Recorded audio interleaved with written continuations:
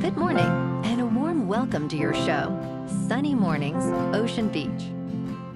I'm your host, Melissa, and it's Thursday, January 1st. Happy New Year.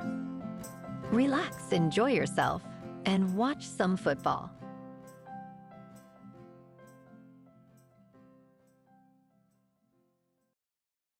So now you know. And now, it's time for the Surf Report. Thursday at Ocean Beach. This morning it's looking clean with waves around 3 to 4 plus feet. Conditions will shift to choppy by late morning as the wind switches to side shore at 9 miles per hour. Expect the wind to pick up slightly throughout the afternoon, reaching 14 miles per hour by 5 p.m. Best time to ride is at 9 a.m.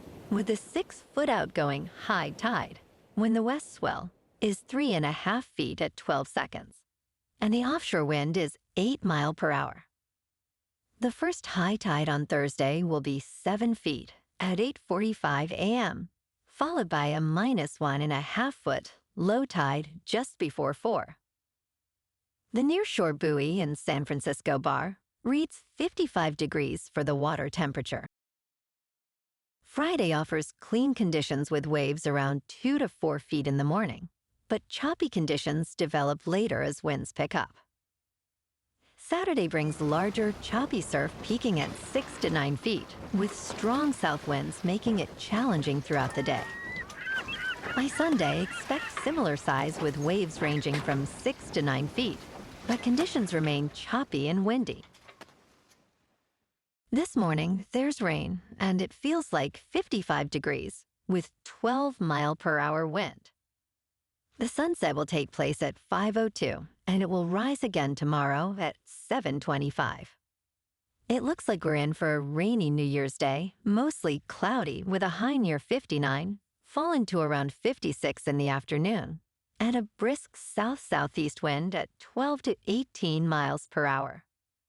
Tonight, we'll see likely rain and mostly cloudy skies with a low of 53 and a steady south-southeast wind at 13 to 17 miles per hour. Looking ahead in the weather.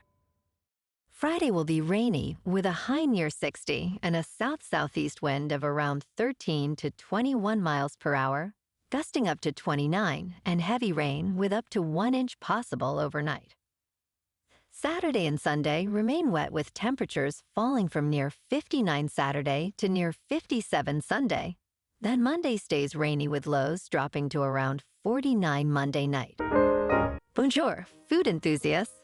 This podcast is brought to you by Versailles Cafe and Pastries in Encinitas. Nestled on El Camino Real South, just north of Encinitas Boulevard, this cafe is a haven for culinary delights. Indulge in their amazing Eggs Benedict or their gluten-free crepes. You can grab a panini for lunch or just breeze on through to get your morning coffee.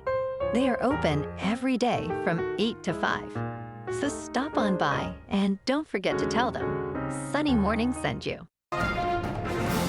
In local news, Peter Thiel is expanding his influence in South Florida as tensions rise over California's proposed billionaire tax. His firm, Thiel Capital, recently opened a new office in Miami's Winewood neighborhood, which is becoming a hub for startups and investors. This move comes amidst California's ongoing debate about a wealth tax aimed at high net worth residents, which critics argue may drive them to relocate. Thiel, who has deepened his ties to Miami since 2020, exemplifies the trend of tech figures considering exits from California due to this proposed tax. Governor Gavin Newsom has expressed concerns about the competitive implications of such a tax, emphasizing the need for pragmatism.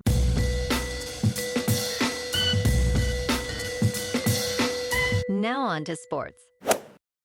In Orlando, Florida, Texas coach Steve Sarkisian was uncertain what to expect in the Citrus Bowl without 9 starters due to injury or the transfer portal.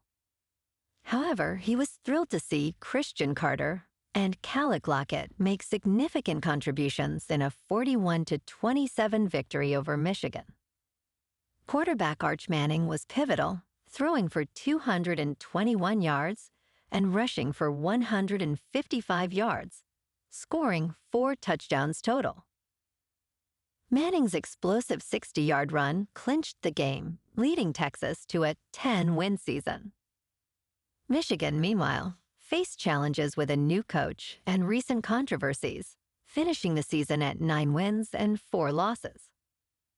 And today, we have an action-packed slate of games.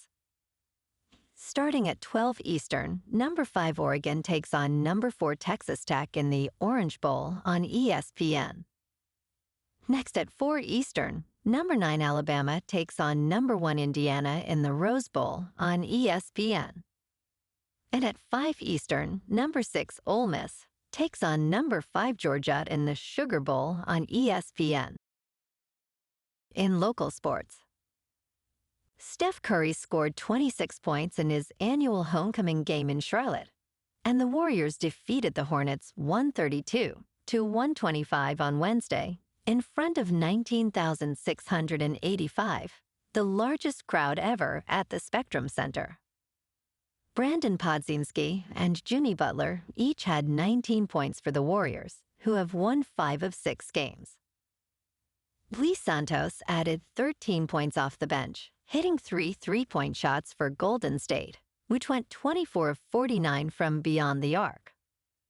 Rookie Con Newble added 20 points in his return from a 1-game absence because of a sprained ankle. The Warriors led 69-64 at halftime behind 4 three-point shots and 15 points from Curry, who grew up in Charlotte and played college basketball at nearby Davidson, and appeared on the verge of blowing out the Hornets after starting the third quarter on a 10-0 run. The momentum swung back to the Warriors after Podziemski knocked down 2 three-point shots to open the fourth. Butler hit 2 free throws with 17 seconds left to seal the win. The Hornets lost despite outscoring the Warriors 56-32 in the paint.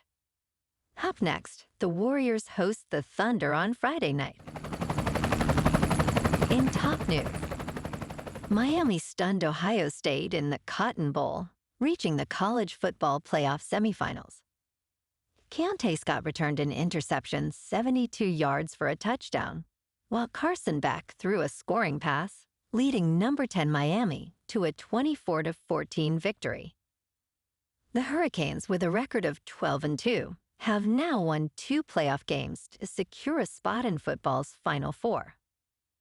Coach Mario Cristobal's team will face either number 3 seed Georgia or 6 seed Ole Miss in the semifinals on January 8th. This victory marks a significant moment for Miami as they seek their first national title since 2001. In business news, the tiny Himalayan kingdom of Bhutan has made a remarkable shift towards cryptocurrency, transforming its economy and reducing poverty rates. Since diversifying into Bitcoin, the percentage of people living in poverty has decreased from 28% in 2017 to 11.6% in 2022. Bhutan now holds a stash of cryptocurrency worth $1.3 billion, which is around 40% of its gross domestic product. The government has launched a national digital identity system using blockchain technology and a nationwide cryptocurrency payment system for tourists. Bhutan is positioning itself as a hub for innovation, aiming to attract the world's best minds. In crypto movement, Bitcoin is down 1% to about $88,000. Ethereum is unchanged at $3,000. And XRP is down 2% to $1.83. Moving on to a more local vibe. In our community spotlight on health and wellness, we are working with a national Pilates studio to bring you some free classes, so listen up. Check out Club Pilates, with several locations in the San Diego area. Pilates presents a comprehensive wellness approach, cultivating strength, reducing tension, and elevating mental well-being. Scientific research affirms its benefits. So now you can check out Club Pilates for a free class, with locations in Encinitas, Solana Beach, Oceanside, La Jolla, and more. Just be sure to tell them Sunny Morning sent you by. And now, back to the show. Let's talk science. For the first time ever, the colossal squid might have shown its secret face. Did cameras finally spot the ocean's most elusive monster? Although it is the largest invertebrate species in the world, scientists have never glimpsed the colossal squid, Mesonichotuthis hamiltoni, in its natural habitat.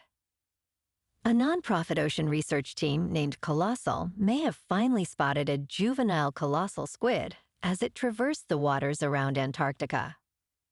If true, this would be the first video of its kind. The team captured this footage by rigging a deep-sea camera to a polar tourism vessel. Finding verified footage of a colossal squid remains extremely challenging. And in entertainment news, in the Peacock thriller, The Copenhagen Test, Simu Liu portrays Alexander Hale, an intelligence analyst whose brain has been hacked. The series follows Hale, who works for an organization called The Orphanage, dedicated to overseeing United States intelligence. Although the series explores interesting themes, such as loyalty and integrity, its complicated plot becomes overwhelming. The character struggles with health issues while competing for a promotion, leading to a convoluted narrative. Despite its potential, The Copenhagen Test fails to deliver a gripping experience, ultimately losing momentum and interest among viewers. Well, alrighty folks, it's time for the quote of the day. And today, our quote comes from the American author and motivational speaker, Zig Ziglar. And he said, "You don't have to be great to start, but you have to start to be great." And that's a wrap for this morning. You can check out our Instagram, YouTube, and TikTok for some captivating aerial videos with local news and the surf reports. Have an amazing day, my good friends. We'll see you tomorrow with another episode of Sunny Mornings, Ocean Beach.